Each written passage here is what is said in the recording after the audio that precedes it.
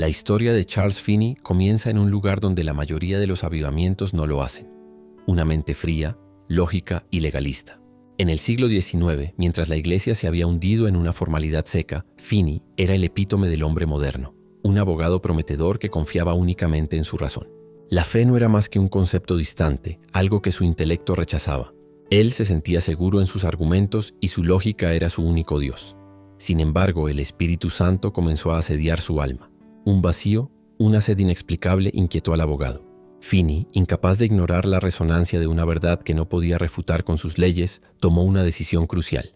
Si Dios era real, él debía encontrarlo. Este fue un acto de lógica llevada a su extremo más espiritual. El encuentro se dio en el escenario más humilde, un bosque solitario. Allí, Finney se arrodilló, listo para debatir y argumentar su caso con el Creador. Pero al abrir su boca, la lógica se desmoronó. No hubo argumentos de ley, sino una inundación repentina de convicción y lágrimas.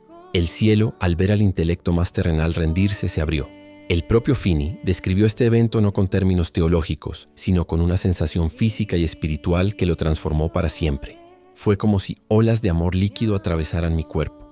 No era un concepto, era una experiencia táctil de la deidad. Una paz gloriosa lo invadió, haciendo que se sintiera suspendido entre el cielo y la tierra. En ese instante, su pasado legalista y su futuro egoísta se hicieron añicos. El Espíritu Santo, la tercera persona de la Trinidad, se había alojado dentro de él. El hombre que salió de ese bosque no era el mismo. Charles Finney no solo estaba a salvo, estaba marcado por el cielo. Su prometedora carrera de abogado, el prestigio, la riqueza, todo se convirtió en vanidad. La cruz se convirtió en su única credencial. Aquel abogado frío había muerto, y en su lugar nació un predicador con los ojos llenos de eternidad, consumido por un fuego que no se apagaba. Esta conversión radical fue el primer milagro de su ministerio, el que le dio la autoridad innegable que luego portaría. El secreto del avivamiento público de Finney no estaba en su elocuencia de abogado, sino en el altar secreto levantado en ese bosque. Él entendió que para ser un instrumento de Dios, el hombre natural debe morir, y solo el hombre que ha experimentado el amor líquido del Espíritu puede llevar el fuego del arrepentimiento a las naciones. Una vez encendido por ese fuego en el bosque, Charles Finney se convirtió en algo más que un predicador. Se convirtió en un portador de la presencia. Su vida era un altar ambulante. La unción que lo acompañaba no era una emoción manipulable, era un peso santo, una gloria tan densa y real que actuaba en el mundo físico antes de que él abriera la boca. Este fenómeno era tan recurrente que se convirtió en la firma de su ministerio, la convicción sin palabras. El ejemplo más asombroso de este poder invisible ocurrió en una fábrica textil. Finney entró en el vasto salón de costura solo para visitar, sin planes de predicar o cantar. En el momento en que pasó junto a una joven operaria, ella lo miró, y en ese cruce de miradas, la unción sobre Finney se liberó. La joven comenzó a temblar incontrolablemente, invadida por una convicción repentina y profunda. En segundos estalló en un llanto incesante. Los otros trabajadores, al observar el terror santo de su compañera, fueron contagiados por el mismo manto invisible. La fábrica se detuvo. Las máquinas, símbolos del trabajo terrenal, fueron apagadas por un poder celestial. El dueño, atónito y asustado por la manifestación, suplicó a Finney que orara por ellos.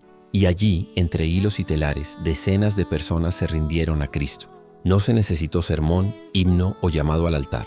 La presencia había hablado. Esta no fue una anécdota aislada. En hoteles, caminos y barcos, Finney llevaba consigo una atmósfera de expectativa. Se decía que cuando se acercaba a una ciudad, el clima espiritual cambiaba. Una tensión inexplicable, una convicción en el aire, precedía su llegada. El incidente del tren ilustra la intensidad de esta carga divina. Viajando a una cruzada, la unción que Finney portaba se volvió tan pesada que al poner su mano sobre un pasajero, esa persona caía en profunda convicción y oración. El efecto se propagó por los vagones de forma tan intensa que el conductor se vio obligado a detener el tren en la ciudad más cercana. La parada duró aproximadamente 13 horas, tiempo necesario para que los pasajeros lloraran, se arrepintieran y se recuperaran del impacto de la gloria. Charles Finney no era un animador emocional de masas. Era un hombre que, al haber muerto a su ego en el bosque, se había convertido en un conducto puro de la unción de Dios. No es solo que Finney predica con poder, es que lleva una presencia que cambia todo a su alrededor. Su cuerpo se había rendido de tal manera que el Espíritu Santo caminaba con él. Su ministerio era un recordatorio vivo de que el Espíritu Santo no viene para entretener, sino para convencer, transformar e incendiar. La clave para entender la unción incontrolable de Charles Finney no estaba en su retórica pública, sino en su vida oculta de altar.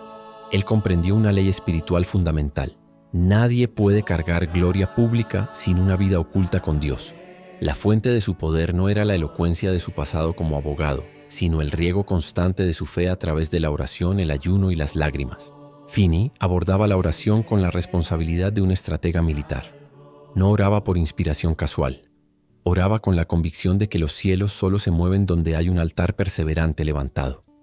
Él mismo decía: la oración perseverante lleva al corazón a un estado donde Dios puede obrar. Sin ella todo es vano. Pasaba horas en intercesión, llorando y gimiendo por la salvación de los pecadores. Esta agonía en lo secreto era la que le daba la autoridad para desatar el cielo sobre las ciudades. La preparación para el púlpito era rigurosa y santa. En muchos relatos, antes de cada sermón, Finney se detenía para orar. Cuando finalmente salía de la habitación, su rostro a menudo estaba iluminado, sus ojos húmedos y la atmósfera a su alrededor ya estaba cargada con la gloria. Un testigo describió esta experiencia de forma elocuente. Cuando Finney entraba al púlpito, no solo él entraba, era como si Dios viniera con él. Había peso, había fuego, había eternidad en ese lugar. Sus palabras, incluso sin micrófono, eran sentidas porque estaban respaldadas por el fuego del altar. La voz de Finney se convertía en un instrumento, y lo que se escuchaba no era la retórica humana, sino la autoridad espiritual.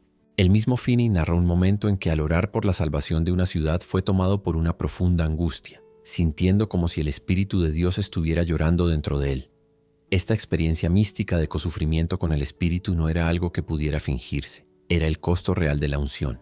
Al final de esa noche de agonía, Dios le dio la convicción de que muchos serían salvos, y así fue. El secreto de Finney no era que Dios le diera poder, sino que él se había rendido por completo a la presencia. Su vida era una lección viviente. La verdadera autoridad no proviene del talento humano, sino de la entrega total y el quebrantamiento. Él se convirtió en un altar ambulante, un hombre que entraba en lo secreto y salía llevando el peso del cielo sobre sus hombros, demostrando que la oración ferviente es la llave que abre el avivamiento. El avivamiento de Charles Finney fue extraordinario porque su impacto trascendió los límites de las iglesias y se derramó violentamente sobre la sociedad. Su unción no estaba destinada solo a hacer llorar a los creyentes, estaba destinada a transformar la estructura moral y social de las ciudades. En cada lugar donde Finney predicaba, el impacto no era un fuego de paja, era una limpieza espiritual profunda. Las ciudades que antes estaban sumidas en la oscuridad de la corrupción, el vicio y la violencia se convertían en faros de luz. Los signos más visibles de esta transformación eran los cambios en la moralidad pública, el silencio del vicio. Los bares y los lupanares cerraban sus puertas porque su clientela se había arrepentido. La paz en la calle. El crimen y la violencia disminuían drásticamente. Un testigo de la época relató que después de las cruzadas de Finney, los líderes de la ciudad ya no necesitaban escoltas o guardaespaldas para mantener el orden. El crimen simplemente disminuía. Las personas, transformadas por la convicción de pecado, comenzaban a preocuparse por sus vecinos, y la preocupación egoísta era reemplazada por el amor al prójimo. Cambio de rutina. Los empresarios organizaban reuniones de oración en lugar de cenas de negocios. Las familias, antes rotas por el pecado, eran restauradas. Los jóvenes abandonaban su vida de libertinaje para abrazar una nueva vida en el espíritu. Finney afirmó que el verdadero avivamiento no es espectáculo, es santidad. Este avivamiento exigía una renuncia total, una voluntad de vivir conforme a la voluntad de Dios, incluso en la intimidad y cuando nadie lo está mirando.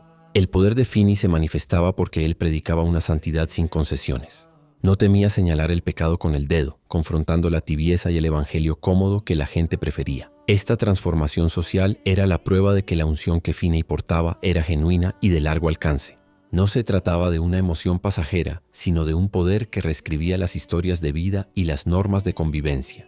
Las iglesias, antes vacías, se llenaron de fervorosos creyentes. Aún así, este nivel de poder y santidad generó una oposición feroz. Líderes religiosos acomodados se levantaron contra él, acusándolo de causar desorden y disturbios. La denuncia de Finney a la religiosidad seca incomodaba a quienes preferían un evangelio que no confrontara.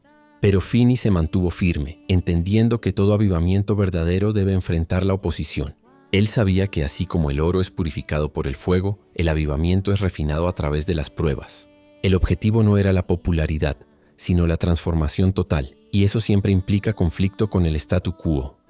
Charles Finney no fue solo un profeta, sino un estratega del reino. Su visión iba más allá de un sermón brillante.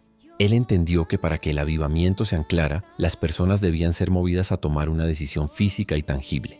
Finney revolucionó la evangelización moderna al popularizar el uso del banco de los afligidos, o, como se le conoce hoy, el llamado al altar. Este no era un invento decorativo, era una herramienta espiritual crucial. Finney comprendió que la convicción del Espíritu Santo debe ser sellada con una acción. El llamado al altar era un espacio reservado para aquellos que, tocados por la unción, se levantaban para declarar su arrepentimiento y buscar el nuevo nacimiento. Finney afirmó que la predicación sin acción no produce avivamiento. Su llamado no era pasivo, sino una invitación directa y urgente que a menudo dejaba a las multitudes postradas y quebrantadas. La urgencia de la respuesta. El método de Finney reflejaba su propia experiencia radical. La fe debe ser personal y decidida. Su predicación no dejaba lugar a la indecisión. Utilizaba folletos, carteles y una exposición clara del pecado y la necesidad de un nuevo nacimiento. No temía confrontar el pecado en la iglesia, porque sabía que solo un pueblo quebrantado puede experimentar un mover genuino de Dios. El legado de Finney trascendió sus métodos y se convirtió en un molde para el evangelismo moderno. Prácticamente todo el movimiento evangélico posterior adoptó su modelo de llamado al altar y su énfasis en la decisión personal, el legado de fuego que permanece. El impacto de Charles Finney no se encuentra en libros antiguos, sino en las vidas transformadas y en el continuo ardor del avivamiento. Su vida nos enseñó que el avivamiento es un estilo de vida, no es un evento pasajero, sino un compromiso diario con Dios, una búsqueda incansable del Espíritu Santo. La fe desafía el status quo. Los grandes avivamientos provienen de aquellos que se atreven a desafiar la rutina y la comodidad. La unción está disponible. La llama que él encendió puede seguir ardiendo. Finney fue la prueba de que si Dios puso fuego en un hombre, puede poner fuego en una generación. La historia de Charles Finney es un profético desafío para todas las generaciones. Nos llama a salir de la tibieza, a buscar a Dios con todo lo que tenemos, a clamar con la misma sed que lo llevó al bosque. Su vida es la garantía de que el cielo puede descender ahora y que el avivamiento comienza cuando un hombre o una mujer decide dejar el mundo atrás y entregárselo todo a Dios.